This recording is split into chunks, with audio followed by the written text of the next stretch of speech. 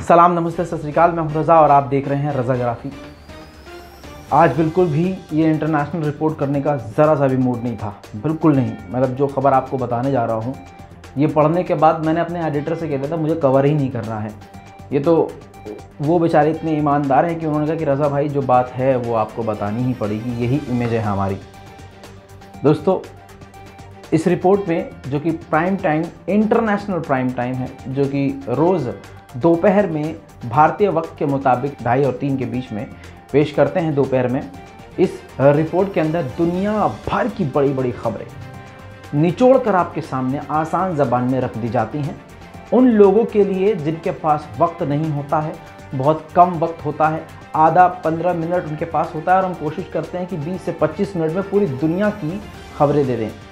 आप लोगों की दुआ से और आप लोगों के प्यार से ये हमारा जो प्रोग्राम है काफ़ी पूरे भारत में, क्या पूरी दुनिया में अच्छे लेवल पर वायरल हो रहा है।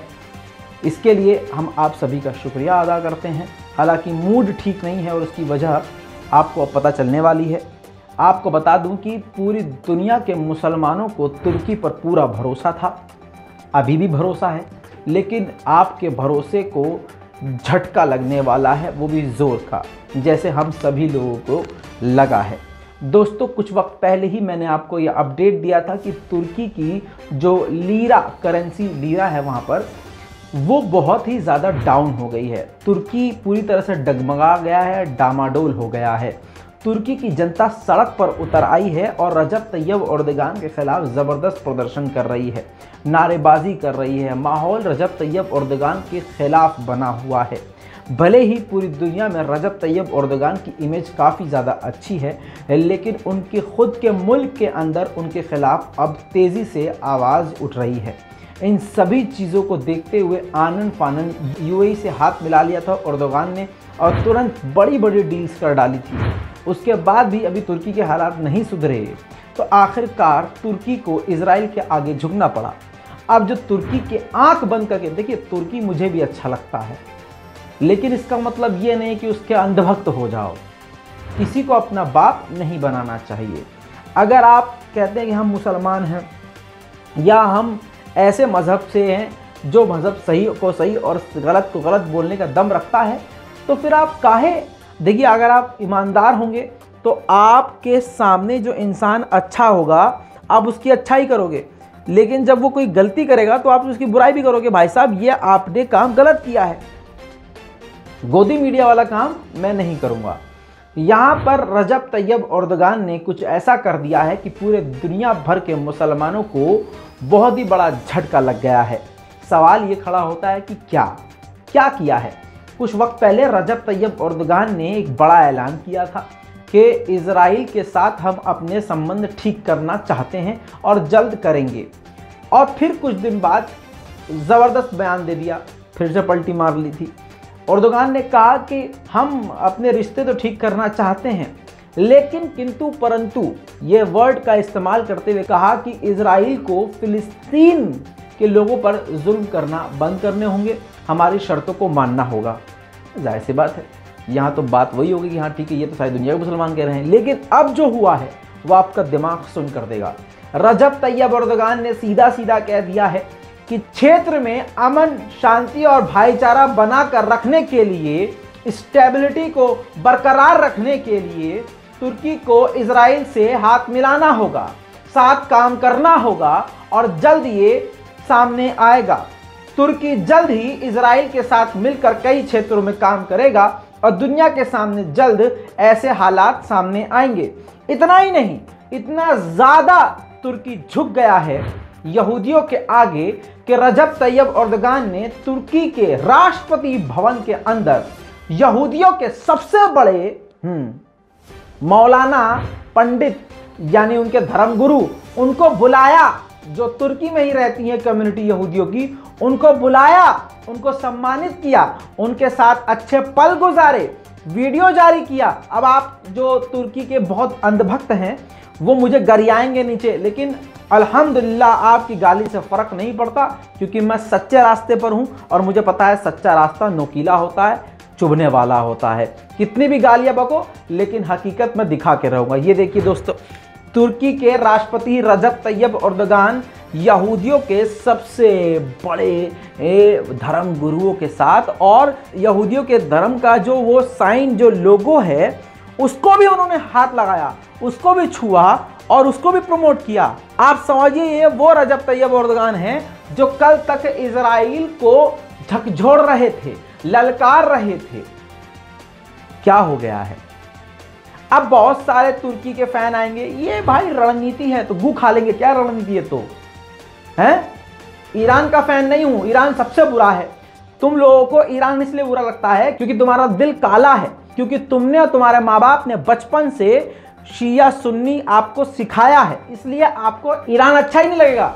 अरे ईरान बहुत बुरा है, ईरान के ऊपर थूको तुम सारा दिन, ईरान का नाम लिख के सारा दिन काटते रहो और ईरान के नाम का पेपर फाड़ते रहो। ईरान पर घंटा कोई फर्क नहीं पड़ा, लेकिन जो बात सही है उस बात को आपको मानना पड़ेगा। जब दुश्मन भी कोई काम सही करे तो उसको सराहना पड़ेगा। इतनी दुनिया भर की पाबंदियां जितनी ईरान पे लगी है, दुनिया में किसी पर पाबंदी नहीं लगी। इतनी पाबंदियों के बावजूद ईरान 1 इंच भी नहीं झुका। मेरा ईरान से कोई मतलब वास्ता नहीं है, मैं तो तुर्की की तारीफ करता था ना, लेकिन तुर्की आखिरकार एक झटके में ऐसा झुक गया कि इजराइलियों के साथ अपना राष्ट्रपति भवन शेयर करने लगा, यहूदियों के धर्म को प्रमोट करने लगा। दोस्तों ये क्या है फिर? बहरहाल अब सोशल मीडिया पे रजब तैयब एर्दोगान की आलोचना शुरू हो चुकी है और जल्द रजब तैयब एर्दोगान भी अपनी ज़बान से और ऐसे बयानों से पलट सकते हैं या कोई फिर बैलेंस करने के लिए बात कह सकते हैं। फिलहाल मैंने आपको सबूत दिखा दिया है और कोई भी बात मैंने अपने मन से नहीं की है, जो सामने है वो आपको बता दिया है। अब आगे बढ़ते हैं। इतना ही नहीं दोस्तों, समझ में नहीं आ रहा है कि तुर्की का रुख क्या है। एक तरफ तो इजराइल के सीने से लग गया, एकदम लिपट गया तुर्की, लेकिन दूसरी तरफ आपको बता दूं कजाकिस्तान में ईरान, तुर्की, रशिया की मीटिंग हुई और इन तीनों ने मिलकर एक बयान जारी किया जिसमें कहा कि सीरिया के अंदर जो इजराइल के फाइटर जेट हैं जो हमला कर रहे हैं, हम उसकी निंदा करते हैं। इजराइल वहां पर मौजूद नहीं होना चाहिए, सीरिया में इजराइल का कोई काम नहीं है। ईरान ने भी ये बात बोली, रशिया ने भी और तुर्की ने भी। समझिए दोस्तों, कहानी यहाँ समझ नहीं आ रही है। एक तरफ दुनिया के सामने यहूदियों के गले मिल रहे हैं, दूसरी तरफ छोटी छोटी सी आलोचना भी इजराइल की कर रहे हैं। इसको दोगलापन तो नहीं कहते ना? नहीं, इसको दोगलापन नहीं कहते। चलिए आगे बढ़ते हैं। दोस्तों, ईरान को अमेरिका के द्वारा धमकी दी गई है।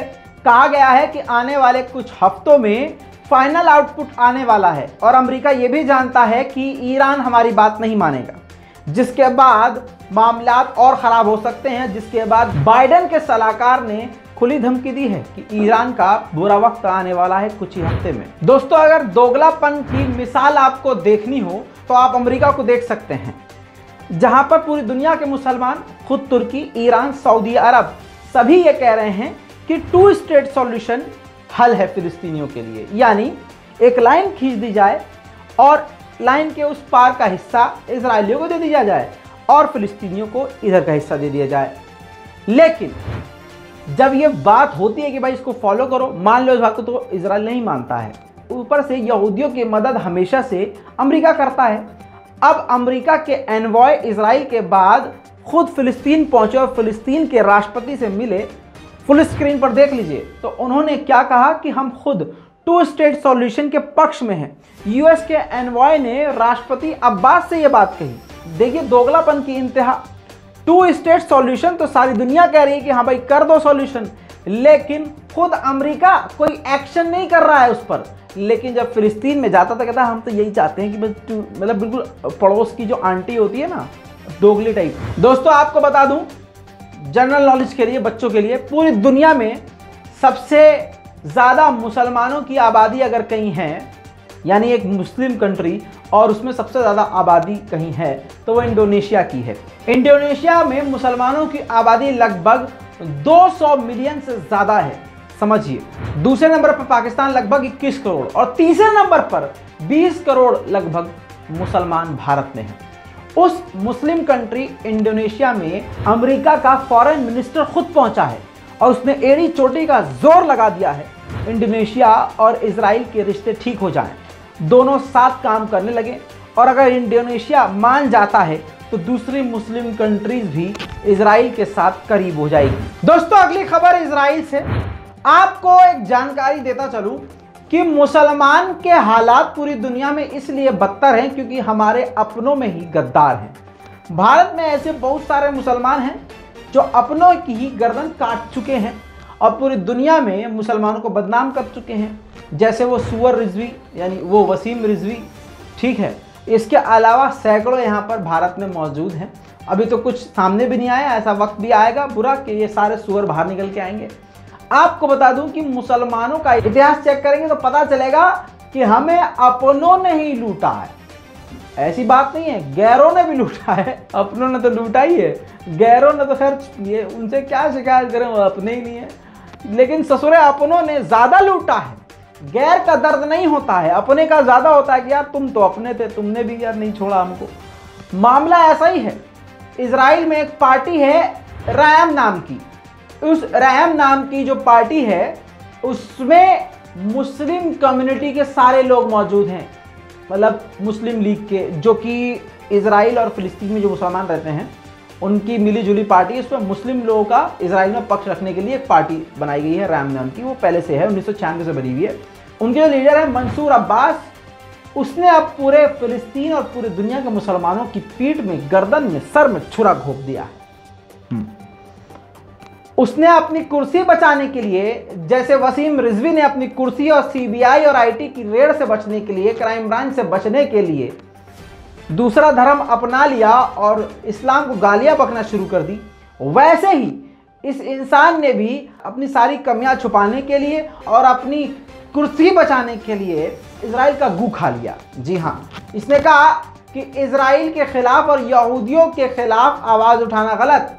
इतना ही नहीं, इसने ये भी बोला कि उनके अस्तित्व को चैलेंज करना यह अरब मुस्लिम कंट्री के लिए गलत है। इजराइल और यहूदियों के लिए कड़ा रुख अपनाना सही नहीं है। राजनीतिक और कम से कम बातचीत वाला हल निकालना चाहिए। और इजराइल जो है यहूदी राष्ट्र है, इसको बदला नहीं जा सकता। ये सारा गू जो खाया है उसने इजराइल का, वो इजराइल के ही टीवी चैनल पर इंटरव्यू देते हुए, जिसके बाद पूरे फिलिस्तीन में गदर मच चुका है, बवाल खड़ा हो गया है। लोग कह रहे हैं कि हमने अपनी आवाज़ बनाकर, फिलिस्तीनियों की आवाज़ बनाकर जिस शख्स को वहाँ भेजा उसने सारा गुड़गोबर कर दिया है। सुनिए। מדינת ישראל נולדה כמדינה יהודית. עכשיו כל אחד מאיתנו שבא מלאום אחר או מדת אחרת ישאף. רגע, מדינת ישראל נולדה נולדה כמדינה יהודית. אתה הולך להסתבך עכשיו. לא, זאת החלטתו של העם היהודי שהוא מקים מדינה יהודית, נקודה. עכשיו השאלה היום היא לא מה הזהות של המדינה, היא ככה נולדה וככה תישאר. दोस्तों इसके साथ म्यांमार के हालात तो बुरे हैं ही, आप जानते हैं।